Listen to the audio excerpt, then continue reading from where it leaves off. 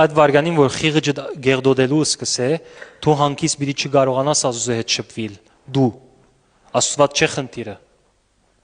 Աստված մերավ, որ դու չբաժնվես իր մե։ Հարություն արավ, որ չբաժնվես իր մե։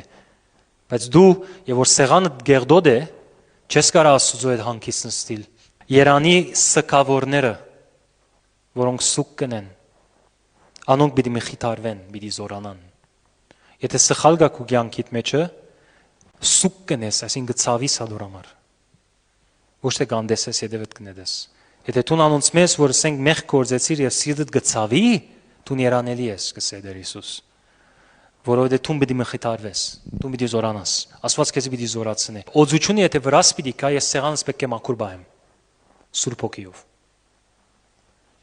Անորոմար Հիսուսի քու սիրտդ հանցնե եւ որոշում ար։ Որոշում ար քու կյանքդ լրիվ իրեն նվիրել եւ նոր էջը սկսես մաքուր սեղանով։ Աստվածաշունչը գսե այն վարգանին, որ Հիսուս ընդունի սիպրև դեր եւ փրկիչ, հենց այդ րոպեից այլևս հները անցավ գսե ամեն բան նոր եղավ։